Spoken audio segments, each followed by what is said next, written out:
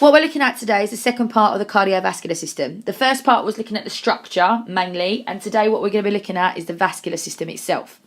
The vascular system consists of blood and the blood vessels, which transport and direct O2 and CO2 to and from the lungs, heart and body tissues in that double pump system which we looked at previously.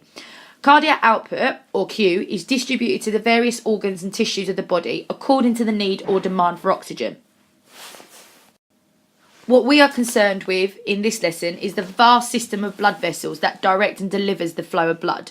We need to know how that works and how that is structured. Firstly, we're going to look at the circulatory networks. The heart has two separate pumps which pump blood to two different locations via two circulatory networks of blood vessels. The first one we're going to look at is the pulmonary circulation, which carries deoxygenated blood from the right ventricle of the heart to the lungs and oxygenated blood back to the left atrium. So once again, the pulmonary circulation system, or circulatory system, takes deoxygenated blood from the right ventricle, which is down here, to the lungs, up here, hence why the blood is blue, and then oxygenated blood back to the heart into the left atrium. The systemic circulation carries oxygenated blood from the left ventricle to the body tissues and deoxygenated blood to the right atrium. Once again, the systemic circulation takes oxygenated blood from the left ventricle out of the aorta to the body tissues, and then it takes deoxygenated blood back to the right atrium via the superior or inferior vena cava. What we have just looked at is basically the double pump system and broke it down into the two sections of the pulmonary circulation and the systemic circulation. What we are going to focus on first of all is this part here, the systemic circulation system. The arteries are the largest blood vessels in the body, and as they spread away from the heart, they reduce in size to become what is known as, this one here, arterioles. From the arterioles, they then get even smaller and go into capillaries, okay? From there, the capillaries then flow into larger, what is called venules, and then they turn into even larger veins, which then obviously goes into the biggest vein that we have, which is a superior or inferior vena cava, which takes the blood back into the heart. Now we're going to look at the pulmonary circulation system or circulatory system. We already know these blood vessels as we have looked at them when we were looking at the structure of the heart.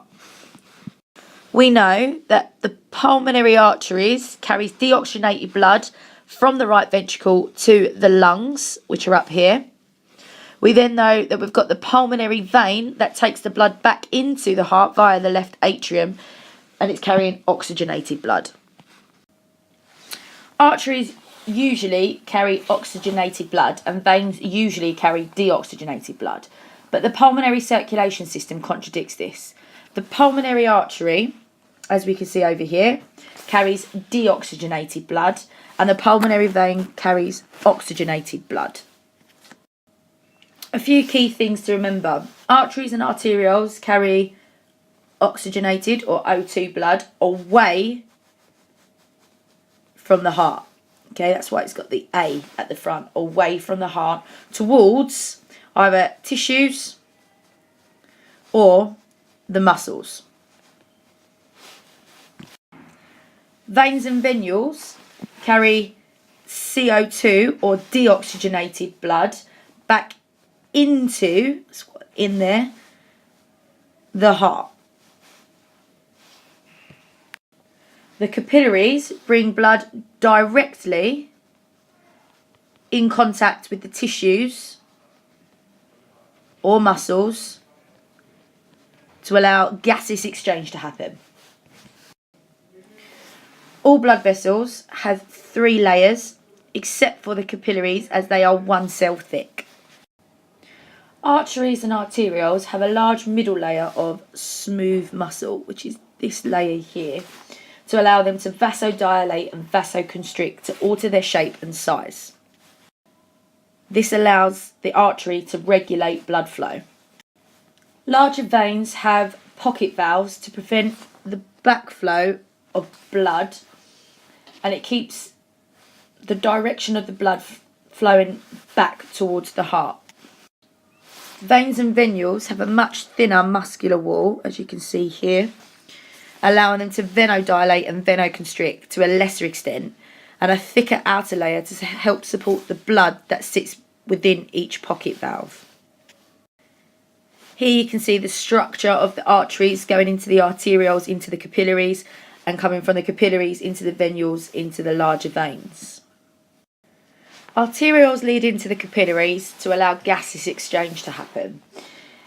To allow gaseous exchange to happen effectively, the arterioles use this thing called precapillary sphincters to control how gaseous exchange happens. This will link into the distribution of Q or cardiac output lesson we will have later on. The arterioles have a ring of smooth muscle surrounding the entry to the capillaries, which you can see here and here, which help control the blood flow. These are known as the precapillary sphincters. They can vasodilate or vasoconstrict, allowing more blood in or less blood in. Within the lesson, we will be looking at how the circulatory networks help with venous return when exercising and how it impacts on the performance.